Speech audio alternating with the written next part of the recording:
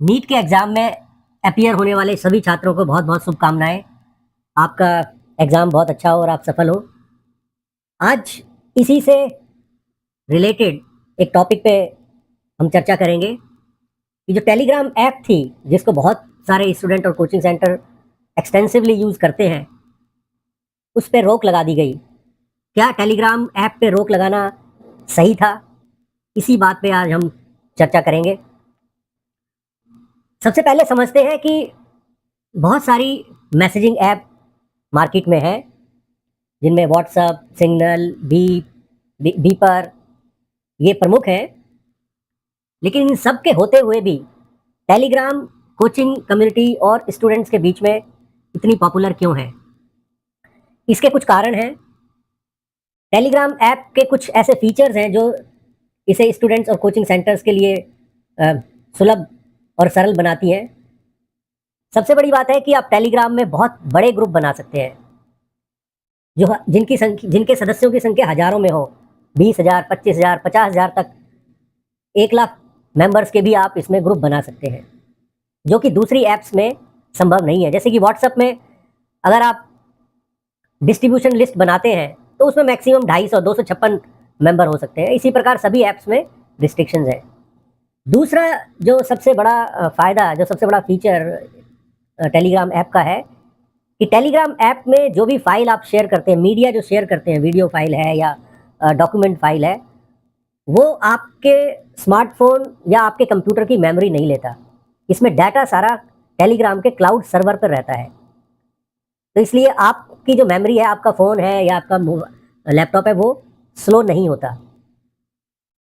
और एक और फीचर, जिसको फीचर भी कह सकते हैं, जिसकी वजह से सबसे ज़्यादा कंट्रोवर्सी हुई है, वो है एडिटिंग फीचर।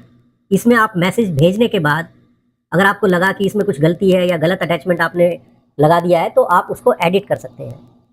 अब ये जो एडिट की फैसिलिटी है, इसी का दुरुपयोग शायद हो रहा था। ऐसे कुछ इंस्टेंसेस सरकार के पास थे, जिसके कारण सरकार को ये कदम उठाना पड़ा। इसको हम आगे विस्तार में डिस्कस करेंगे। और जैसा कि मैंने बताया कि टेलीग्राम में जो डाटा है, मीडिया फाइल्स हैं, वो क्लाउड सर्वर पर रहती हैं, वो आपके मोबाइल में सेव नहीं होती। इसका एक फ़ायदा ये है कि आप टेलीग्राम ऐप में बड़ी से बड़ी फाइल भी आप शेयर कर सकते हैं। यहाँ पे मैं ट्रांसफ़र शब्द यूज़ नहीं कर रहा हूँ, क्योंकि डाटा आपके मोबाइल से जब आप शेयर करते हैं तो आपके मोबाइल से किसी और के मोबाइल पर नहीं जाता। आप फाइल शेयर करते हैं, डाटा क्लाउड पर रहता है। तो इसमें आप जो फ्री अकाउंट है, उसमें भी 2 GB तक की फाइल आप शेयर कर सकते हैं मीडिया। और अगर प्रीमियम अकाउंट आपने लिया है पेड, तो उसमें 4 GB तक का डाटा आप शेयर कर सकते हैं। तो ये कुछ यूनिक फीचर्स है टेलीग्राम की, जो इनको स्टूडेंट और कोचिंग कम्युनिटी में पॉपुलर बनाता है। ये फीचर्स व्हाट्सएप में नहीं है। व्हाट्सएप में आप कोई भी आप फाइल शेयर करेंगे तो आपके मोबाइल से वो ट्रांसफ़र होगी किसी और के मोबाइल पे, इसीलिए उसमें मेरे ख्याल 100 MB की रिस्ट्रिक्शन है। 100 MB से बड़ी फाइल आप मीडिया फाइल आप शेयर नहीं कर सकते। तो ये तो था कि टेलीग्राम क्यों ज़्यादा उपयुक्त बन गया है स्टूडेंट कम्युनिटी में। अब जो ये फीचर्स हैं, इन्हीं में से कहीं ना कहीं प्रॉब्लम आई है।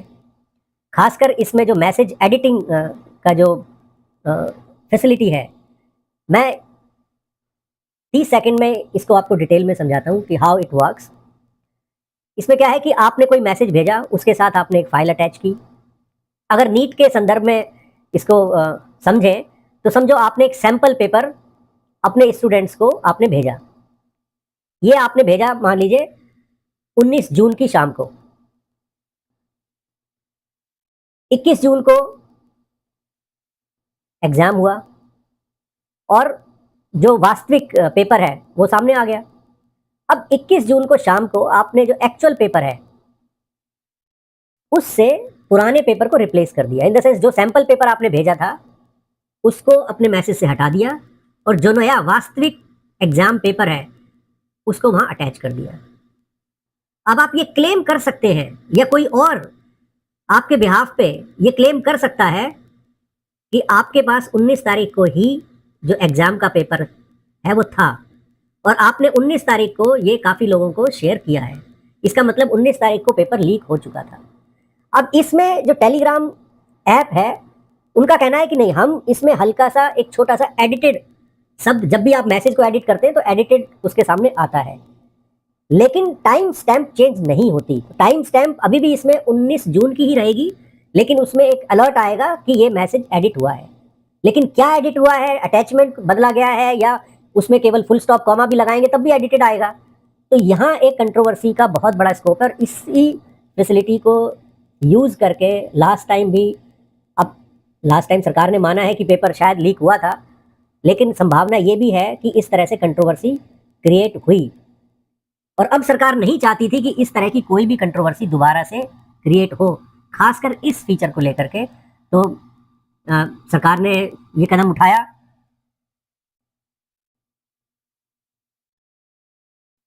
अब इसके हम कानूनी पहलू पर आते हैं कि क्या कानून के हिसाब से क्या हमारा जो लॉ है उसमें सरकार ऐसा कर सकती थी कि पूरी टेलीग्राम ऐप को रिस्ट्रिक्ट कर दे, उसको प्रोहिबिट कर दे कुछ दिनों के लिए, या उसके किसी फीचर्स को बंद करने या उसको मॉडिफाई करने से काम चल सकता था। और दूसरा इसमें यह है कि क्या टेलीग्राम के जो ऑपरेटर्स हैं, ओनर्स हैं, उनको सफिशिएंट अपॉर्चुनिटी दी गई थी कि वो अपना स्टैंड बताएं, क्या मेजर्स वो ले सकते हैं, क्या उसमें जिसको हम कानून की भाषा में कहते हैं प्रिंसिपल्स ऑफ नेचुरल जस्टिस, क्या वो प्रिंसिपल्स फॉलो हुए हैं, क्या उनको सफिशिएंट टाइमली नोटिस दिया गया है, उनकी बात सुनी गई है, और सारे पक्षों को सुनने के बाद ये निर्णय हुआ है।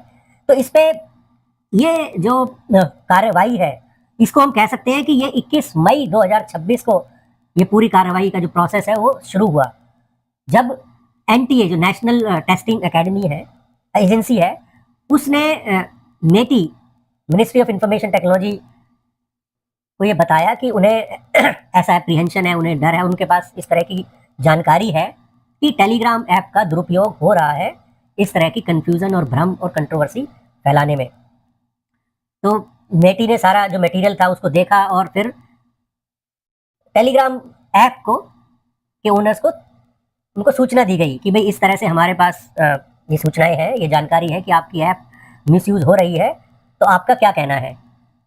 इसको लेकर दोनों पक्षों की मीटिंग हुई 3 जून को, जहाँ पे मेटी, एनटीए और टेलीग्राम तीनों के ही रिप्रेजेंटेटिव्स थे और उन्होंने सारा मैटर डिस्कस किया। और उसके बाद 9 जून को मेटी ने काफ़ी जो यूआरएल्स हैं जो टेलीग्राम ऑपरेट करता है या टेलीग्राम ऐप से संबंधित है, उनकी एक लंबी लिस्ट, मेरे ख्याल 500, 600, 900 के करीब इस तरह के यूआरएल थे, उनकी लिस्ट उनको दी कि आप इनमें देखिए और इस कार्रवाई को, इस तरह के जो कन्फ्यूज़न, जो भ्रम फैल रहा है, इसको रोकिए। तो ये सब बैक एंड फोर्थ होने के बाद फाइनली 16 जून 2026 को मेटी ने ये ऑर्डर इशू किया डिपार्टमेंट ने कि जो टेलीग्राम ऐप है ये 22 जून 2026, 21 जून को नीट का री एग्ज़ाम है और उसके बाद एक दिन और, तो 22 जून 2026 तक टेलीग्राम ऐप ब्लॉक रहेगी। और जब टेलीग्राम ऐप खुल जाएगी 22 जून की रात को या 23 जून को सुबह, तब भी जो इसका एडिटिंग फीचर है जिसको बैक डेटिंग द मैसेज, एक ये फ्रेज़ यूज़ हुआ है, हम जजमेंट भी समझेंगे कि हाई कोर्ट ने इस पर क्या अपने विचार दिए हैं। तो उसमें एक शब्द यूज़ हुआ है बैक डेटिंग द मैसेज। जैसे कि मैंने अभी बताया था कि आप मैसेज को एडिट कर सकते हैं और जब एडिट करते हैं तो टाइम स्टैम्प चेंज नहीं होती, तो पुराने मैसेज की ही टाइमलाइन या डेट और टाइम वो चलता रहता है। तो एक किस्म से आपने मैसेज आज भेजा, लेकिन आप इस तरह से कैमोफ्लेज कर सकते हैं कि ये मैसेज आपने 2 दिन पहले भेजा था। तो back dating of the message, यही सबसे बड़ी इसमें कंटेंशियस इशू था। तो डिपार्टमेंट ने ऑर्डर इशू किया section 69A of the information technology act read with 2009 rules. तो इसके बाद एक कमेटी कॉन्स्टिट्यूट हुई, उन्होंने दोबारा से सारे मटेरियल को कंसिडर किया, सारे पक्षों की फिर दोबारा से बात की और ये ऑर्डर को मेंटेन किया गया कि नहीं, ये जो ब्लॉकिंग का ऑर्डर है ये ज़रूरी है और ये जारी रहेगा। इस ऑर्डर के खिलाफ टेलीग्राम ने दिल्ली हाई कोर्ट में रिट पिटीशन फाइल की, सीकिंग बेसिकली कोर्ट से ये गुहार की कि भाई ये ऑर्डर को आप सेट असाइड करें और ये बहुत ही इम्पॉर्टेंट ऐप है, इतनी बड़ी स्टूडेंट कम्युनिटी, कोचिंग सेंटर्स इसको यूज़ करते हैं, तो ये उन सब के लिए इससे हानि होगी और परेशानी होगी, तो ये ऑर्डर को आप सेट असाइड कर दें और ऐप चालू रहनी चाहिए। इसमें अगर हम पूरा जजमेंट हाई कोर्ट का देखें तो एक बात सामने आती है कि टेलीग्राम ऐप ने, टेलीग्राम के जो रिप्रेजेंटेटिव्स थे, उन्होंने बार बार एक बात कही है कि we do not permit our services to be used for any examination fraud, cheating, impersonation or sale or distribution of examination material, and we have taken measures to curb unlawful content. देखिए वो बार बार कह रहे हैं कि हमारी app को हम fraud करने या चीटिंग करने या अनलॉफुल कंटेंट डिस्ट्रीब्यूट करने के लिए अलाउ नहीं करते। लेकिन यहाँ सवाल अनलॉफुल कंटेंट का था ही नहीं। यहाँ पे सवाल था कि जब कोई भी व्यक्ति अपने मैसेज को एडिट करता है तो वो ऐसा शो कर सकता है कि उसने जो कंटेंट है, कंटेंट लॉफुल है। मैंने आज एक सैंपल पेपर भेजा और उसके बाद 22 तारीख को उस मैसेज को एडिट करके एक्चुअल पेपर उसमें डाल दिया, तो एक्चुअल पेपर भी कोई अनलॉफुल कंटेंट नहीं है, सैंपल पेपर भी कोई अनलॉफुल कंटेंट नहीं है। तो बात यहाँ अनलॉफुल कंटेंट की नहीं है, बात मुद्दा ये था कि जो आपका एडिटिंग फीचर है it is prone to misuse, इसका दुरुपयोग हो सकता है और सरकार के पास ऐसी जानकारी है, सरकार के पास पुख्ता सबूत हैं कि इसका दुरुपयोग करने की कोशिश की जा रही है और दुरुपयोग हो रहा है इस फीचर का। उसको ऐसा लगता है कि टेलीग्राम जो ऐप के ओनर्स या रिप्रेजेंटेटिव हैं उसको ठीक से कोर्ट में एड्रेस नहीं कर पाए। ऐसा भी लगता है कि ये फीचर कोई एक्सीडेंट नहीं है, ये टेलीग्राम ने इस फीचर को एज ए मार्केटिंग प्रपोजिशन और एज ए फैसिलिटी उन्होंने रखा है। ये फीचर टेलीग्राम में होना टेलीग्राम ऑपरेटर्स के हिसाब से कोई डिफेक्ट या गलती नहीं है, ये उनका एक फीचर है। लेकिन हाँ, अब नीट एग्जाम के कॉन्टेक्स्ट में इसका दुरुपयोग हो रहा है। तो सरकार की तरफ से जो वकील प्रेजेंट हुए थे उन्होंने कहा कि ये जो रिस्ट्रिक्शन है ये समस्या को देखते हुए उसको प्रपोर्शनेट है, मतलब हमने कोई एक्सेसिव रिस्ट्रिक्शन नहीं लगाई है।